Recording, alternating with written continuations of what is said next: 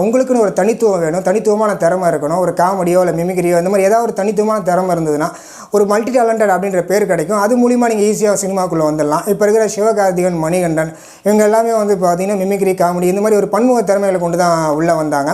அதே மாதிரி நடிகன் ஆகிறதுக்கு கரெக்டாக நீங்கள் நடிகனாகி அந்த டிபார்ட்மெண்ட்டில் போய் தான் சாதிக்க முடியும் அப்படின்லாம் கிடையாது.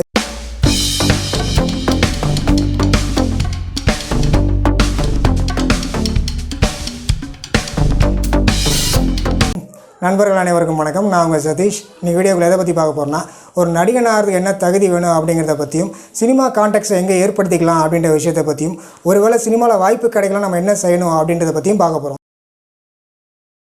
ஃபஸ்ட்டு நடிகனாகிறதுக்கு குவாலிஃபிகேஷன், அதாவது தகுதின்னு சொல்லுவாங்க. ஒரு நடிகனாகிறதுக்கு வந்து பார்த்திங்கன்னா முதல்ல திறமையும் நல்ல முகமும் வேணும் அப்படின்னு சொல்லிட்டு 80-90 காலகட்டத்தில் 2000 காலகட்டம் வரையும் வந்து பார்த்திங்கன்னா நல்ல முகமும், அதே மாதிரி வந்து பார்த்திங்கன்னா ஒரு கதாநாயகன் ஆகிறதுக்கு நான் சொல்கிறது நல்ல முகமும், அதே மாதிரி வந்து பார்த்திங்கன்னா திறமையும் வேணும் அப்படின்னு சொல்லுவாங்க. அதாவது ஒரு நடிகன் அப்படின்னா வந்து பார்த்திங்கன்னா நடிப்பை தாண்டி அவனுக்கு காமெடி இல்லை டான்ஸு ஏதாவது ஒரு விஷயம் தனித்துவமாக இருந்ததுன்னா ஈஸியாக சினிமாக்குள்ளே வந்துடலாம். ஃபார் எக்ஸாம்பிள் விஜய் சார் எடுத்துக்கிட்டிங்கன்னா டான்ஸில் வந்து அவர் வந்து ஒரு தனித்துவமான ஆள். அதே மாதிரி அஜித் சார் எடுத்துக்கிட்டிங்கன்னா அவருக்கு வந்து அந்த காலகட்டத்தில் வந்து பார்த்திங்கன்னா ஃபேராக இருப்பார். அதே மாதிரி நிறையா கெட்டப் சேஞ்சஸ்லாம் ஒரு சின்ன வயசில் நிறைய படங்களில் கெட்டப் சேஞ்சஸ்லாம் பண்ணியிருக்காரு. அதே மாதிரி நம்ம தனுஷ் சார் எடுத்துக்கிட்டிங்கன்னா இதை உடைச்சதே வந்து பார்த்திங்கன்னா அவர் தான் தனுஷ் சார் தான் சொல்ல முடியும். ஏன்னா அவர் தான் வந்து பார்த்திங்கன்னா அது ஒரு நடிகன் ஆகிறதுக்கு அந்த ஒரு முகம் அப்படிங்கிறது தேவையில்லை, திறமையும் உழைப்பும் போதும் அப்படின்ற விஷயத்த அந்த காலகட்டத்தில் இப்போ இருக்க காலகட்டத்தில் அதை வந்து நிரூபித்தார். அதே மாதிரி வந்து பார்த்திங்கன்னா ஒரு ஸ்டேஜுக்கு மேலே நமக்கு வந்து கொஞ்சம் அதிர்ஷ்டமும் தேவைப்படும். காரணம் அதிர்ஷ்டம் அப்படின்றது என்னென்னு கேட்டிங்கன்னா ஒரு கேட் பாஸ் மாதிரி. நம்மளுடைய திறமை உழைப்புக்கு வந்து பார்த்திங்கன்னா ஒரு சரியான மனிதர்கள் நம்ம தேடி போகிறோம், அவங்க கொடுக்குற அந்த வாய்ப்பு தான் அதிர்ஷ்டம்னு சொல்ல முடியும். ஸோ அந்த மாதிரி கிடைக்கிற அந்த திறமையும் உழைப்பும் கொஞ்சம் அதிர்ஷ்டமும் சேர்ந்து தான் வந்து பார்த்திங்கன்னா சினிமாவில் ஒரு நடிகனாக நம்ம நிற்க வைக்கும். ஸோ இதுலேருந்து நீங்கள் கற்றுக்க வேண்டிய விஷயம்னு கேட்டிங்கன்னா, உங்களுக்குன்னு ஒரு தனித்துவம் வேணும், தனித்துவமான திறமை இருக்கணும். ஒரு காமெடியோ இல்லை மிமிக்ரியோ இந்த மாதிரி ஏதாவது ஒரு தனித்துவமான திறமை இருந்ததுன்னா ஒரு மல்டி டேலண்டட் அப்படின்ற பேர் கிடைக்கும். அது மூலிமா நீங்கள் ஈஸியாக சினிமாக்குள்ளே வந்துடலாம். இப்போ இருக்கிற சிவகார்த்திகேயன், மணிகண்டன் இவங்க எல்லாமே வந்து பார்த்திங்கன்னா மிமிக்ரி, காமெடி இந்த மாதிரி ஒரு பன்முக திறமைகளை கொண்டு தான் உள்ளே வந்தாங்க. அதே மாதிரி நடிகன் ஆகிறதுக்கு கரெக்டாக நீங்கள் நடிகனாகி அந்த டிபார்ட்மெண்ட்டில் போய் தான் சாதிக்க முடியும் அப்படின்லாம் கிடையாது.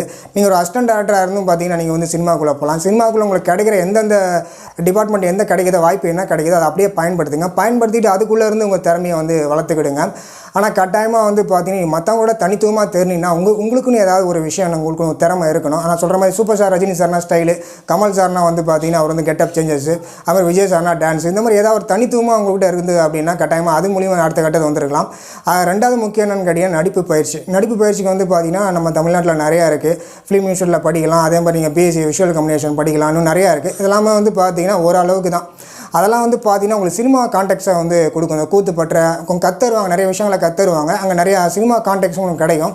ஆனால் அதை தாண்டி நீங்கள் வந்து பார்த்தீங்கன்னா நீங்கள் வீட்டில் ப்ராக்டிஸ் பண்ணுறது உங்களுக்கு ரொம்ப ரொம்ப நல்லது. அங்கே நீங்கள் ப்ராக்டிஸ் பண்ணிட்டு வீட்டில் வந்து நீங்கள் மிரர் முன்னாடி ப்ராக்டிஸ் பண்ணும்போது உங்களுக்கு நிறைய விஷயங்கள் நீங்கள் வந்து கற்றுக்க முடியும். ஸோ அப்படி தான் நடிப்பு பயிற்சியை நீங்கள் வந்து எடுத்துக்கிட முடியும். மூணாவது ஆடிஷன். உங்களுக்கு கிடைக்கிற எந்த ஆடிஷனாக இருந்தாலும் போய் அட்டன் பண்ணுங்கள். ஒருவேளை அவங்களுக்கு வந்து அந்த ஆடிஷன் மூலிமா உங்களுக்கு சினிமா வாய்ப்பு கிடைக்கலனா கூட உங்களுக்கு ஒரு எக்ஸ்பீரியன்ஸ் கிடைக்கும். அந்த எக்ஸ்பீரியன்ஸ் மூலிமா நீங்கள் வந்து பார்த்தீங்கன்னா அடுத்த கட்டத்துக்கு போக முடியும். ஃபார் எக்ஸாம்பிள் நீங்கள் வந்து அங்கே கேமரா முன்னாடி பேசுகிறதே வந்து பார்த்தீங்கன்னா ஒரு சேலஞ்சிங்கான விஷயம் தான். அந்த ஒரு அனுபவம் உங்களுக்கு கிடைக்கும். அது மாதிரி டைலாக் ப்ராக்டிஸ் பண்ணுற அந்த ஒரு அனுபவம் கிடைக்கும். அதனால் ஆடிஷன் வந்து தயவு செஞ்சு தவிர்த்துறாதீங்க. ஒருவேளை அவங்க வந்து ஆடிஷன் முடிஞ்சதுக்கப்புறம் செலக்ட்னு சொல்லி காசு கேட்டாங்கன்னா சத்தியமாக கொடுத்துடாதீங்க. ஏன்னா அந்த காசு கொடுத்து போகிற இது வந்து பார்த்திங்கன்னா நிறைய பேர் வந்து அதை எதுவுமே வந்து சரியாக பண்ண மாட்டாங்க. ஏன்னா நம்மளை வச்சு படம் பண்ணுறதுக்கு அவங்களுக்கு தகுதி இல்லாதப்ப நம்மளை வந்து அடுத்த கட்டத்துக்கு போகிறதுக்கு சத்தியமாக அவங்க வந்து அதை வந்து உதவி பண்ண மாட்டாங்க. ஸோ அதனால் காசு கொடுத்து நீங்கள் வந்து எந்த வழியிலையும் போகாதீங்க. நாலாவது முக்கியமான ஷார்ட் ஃபிலிம். நீங்கள் வந்து ஷார்ட் ஃபிலிம் பண்ணிட்டீங்க அப்படின்னா படத்தில் நடிக்கிறது கொஞ்சம் ஈஸியாக இருக்கும். நீங்கள் ஒரு தேட்டர் ஆர்டிஸ்டாக இருந்தாலும் சரி, இல்லை ஃபிலிம் இன்ஸ்டியூட்டில் படிச்சிருந்தாலும் சரி, நீங்கள் வந்து பார்த்தீங்கன்னா வந்து ஷார்ட் ஃபிலிம் பண்ணிட்டீங்கன்னா அடுத்த கட்டத்துக்கு போக முடியும். ஏன்னா உங்களுக்கு திறமை வந்து உங்களுக்கே தெரியாமல் இருக்கும். ஸோ அந்த ஷார்ட் ஃபிலிம் பண்ணும்போது நம்ம இன்னும் எப்படி டெவலப் பண்ணோம், நம்மக்கிட்ட என்ன மைனஸ் இருக்குது அப்படின்ற விஷயத்தை நீங்கள் வந்து புரிஞ்சிக்க முடியும். ஒருவேளை ஷார்ட் ஃபிலிம் வாய்ப்பு கிடைக்க லேட் ஆகுது அப்படின்னா நீங்கள் அந்த ரீல்ஸ் இந்த மாதிரிலாம் இருக்குது, இதெல்லாம் பண்ணிகிட்டே இருங்க. அது மூலிமா உங்களுக்கு ஏதாவது வாய்ப்பு கிடைக்கும். ஆனால் தயவு செஞ்சு வந்து பார்த்தீங்கன்னா ஷார்ட் ஃபிலிம் பண்ணும்போது தவறான ஒரு டீமில் சேர்ந்து மாட்டிக்கிடாதீங்க. நல்ல ஒரு டீமில் சேர்ந்து போங்க. ஏன்னா இப்போ இருக்க காலகட்டத்தில் வந்து பார்த்தீங்கன்னா சும்மா வாய்ப்பு தரணும்னு சொல்லி ஏமாத்துறவங்க நிறைய பேர் இருக்காங்க. ஸோ அந்த மாதிரி மாட்டிக்கிடாதீங்க. ஒரு மூவி பண்ணால் கூட பரவாயில்ல, காசு இல்லைனா கூட நீங்கள் பண்ணலாம். ஆனால் ஷார்ட் ஃபிலிம் பண்ணும்போது காசு இல்லாமல் யாருக்குமே வந்து பண்ணாதீங்க. ஃபார் எக்ஸாம்பிள் என்னோடய ஃப்ரெண்டு ஒருத்தன் வந்து பார்த்திங்கன்னா ஒரு மலையாளி கிட்ட மாட்டிக்கிட்டான். அந்த மலையாளி வந்து பார்த்திங்கன்னா சினிமாக்குள்ளே வந்து ஒரு 10 வருஷம் வேலை செஞ்சுருக்காரு. இங்கே வந்து சொந்தமாக ஒரு ஆட் ஏஜென்சி வச்சு பண்ணிட்டு இருந்திருக்காரு. அவர்கிட்ட போய் வந்து சினிமாவுக்கு ட்ரை பண்ணுறேன்னு சொல்லியிருக்கான். ஒரு 4-5 வருஷம் அந்த இவனுக்கு வந்து பழக்கம், நடிப்பு திறமை இருக்கு. வந்து பார்த்திங்கன்னா மிமிக்ரிலாம் பண்ணுவான். ஸோ அதை வந்து பார்த்திங்கன்னா அந்த மலையாளத்துக்காரன் பயன்படுத்த ஆரம்பிச்சிட்டான்.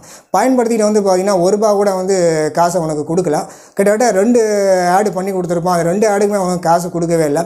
ஆனால் அது மூலிமா அவன் பணம் சம்பாரிச்சுக்கிட்டான். ஸோ எதுக்கு சொல்கிறேன் அப்படின்னா, உங்களுக்கு தெரியாதவங்கள மூலிமா நீங்கள் போகும்போது கட்டாயமாக உங்களை ஏமாற்றுவாங்க. ஏன்னா சினிமா வந்து பார்த்திங்கன்னா அங்கே எல்லா விதமான மனிதர்களையும் நீங்கள் சந்திக்க முடியும். ஸோ அதனால் வந்து உங்களுக்கு உங்கள் கூட படித்தவங்க, உங்களுக்கு ரொம்ப பழக்கப்பட்டவங்க, உங்களை மாதிரி ஒரு நல்ல நண்பர்களை தேர்ந்தெடுத்து அந்த வழியில் போங்க. அவங்க காசு கொடுக்கலனா பரவாயில்ல, நல்ல கேரக்டராக இருந்தால் நடிங்க. ஒருவேளை சினிமா வாய்ப்பு வருது அப்படின்னா அதில் காசு இல்லாமல் நடிங்க. மற்றபடி வேறு யாருமே வந்து அதுமாதிரி அவங்க காசு கேட்டால் கூட நீங்கள் கொடுக்காதீங்க. அப்படி கொடுத்து நீங்கள் போகிறத வந்து பார்த்திங்கன்னா சத்தியமாக அது வந்து ஒரு விளங்காத ஒரு ஆடிஷனாக தான் இருக்கும், விளங்காத ஒரு டேரக்டராக தான் இருப்பான். அது மாதிரி யார் உங்களை வந்து ஃபோன் பண்ணி உங்கள்கிட்ட வந்து பேசினாலும் சரி, நீங்கள் வந்து முதல்ல அவங்க எப்படிப்பட்டவங்க, என்ன படம் பண்ணியிருக்காங்க அப்படின்றத தெளிவாக தைரியமாக பேசுங்க. ஏன்னா வந்து பார்த்திங்கன்னா இப்போ நடிகன் அப்படின்னாலே வந்து பார்த்திங்கன்னா அவன் வந்து இப்படி தான் இருப்பான், இந்த மாதிரி ரொம்ப வருஷம் முயற்சி பண்ணிகிட்டு இருப்பான் அப்படின்னு அவங்க மைண்ட் செட்டை க்ரியேட் பண்ணி வச்சுருவானுங்க. அதனால் வந்து நீங்கள் வந்து ஜாக்கிரதையாக அதுக்கு வந்து முயற்சி பண்ணுங்கள். இதை தாண்டி உங்களால் சாதிக்க முடியல அப்படின்னா முக்கியமாக வந்து பார்த்திங்கன்னா பொறுமை ரொம்ப தேவை. ஸோ அந்த பொறுமை வந்து பார்த்திங்கன்னா அந்த சினிமாவில் ரொம்ப ரொம்ப முக்கியம். சினிமா வந்து நான் ஏற்கனவே சொன்ன மாதிரி ஒரு வியாபாரம் இப்போ இருக்க காலகட்டத்தில். ஸோ அதனால் வந்து பொறுமை ரொம்ப வேணும். அந்த பொறுமையை தாண்டி உங்களால் சத்தியமாக சாதிக்க முடியும். ஒருவேளை சாதிக்க முடியல அப்படின்னா நீங்கள் ஒரு பார்ட் டைமாக ஒரு வேலையை தேடிக்கிடுங்க. வேலையை தேடிக்கிட்டே முயற்சி பண்ணுங்கள். அதையும் உங்களால் முடியல அப்படின்னா சினிமாவுக்குள்ளே நடிப்பு மட்டும் இல்லை, நிறைய டிபார்ட்மெண்ட் இருக்குது. ஃபார் எக்ஸாம்பிள் எடிட்டிங், சினிமாட்டோகிராஃபி, இந்த மாதிரி நிறையா இருக்குது. அதுக்குள்ளே போய் நீங்கள் கற்றுக்கிட்டு அப்படியே படிப்படியாக வந்துடுங்க. என்னை பொறுத்த வரைக்கும் சினிமாவில் சாதிக்கிற ஒரே விஷயம் தான் நல்ல டீம். அந்த நல்ல டீம் இருந்ததுன்னா நீங்கள் எத்தனை படம் வேணால் பண்ணலாம். அந்த நல்ல டீமை உருவாக்குறதுக்கு நம்ம தான் வந்து அதுக்கு வந்து கோஆப்ரேட் பண்ணணும். ஸோ நல்ல டீமை உருவாக்குங்க, கட்டாயமாக உங்களுக்கு சினிமாவில் நடிக்கிற வாய்ப்பு கிடைக்கும். ஸோ இந்த வீடியோ முடிஞ்ச நண்பரோடையும் பகிர்ந்துக்கிடுங்க. அடுத்த வீட்டில் மறக்காமல் சந்திக்கிறேன்.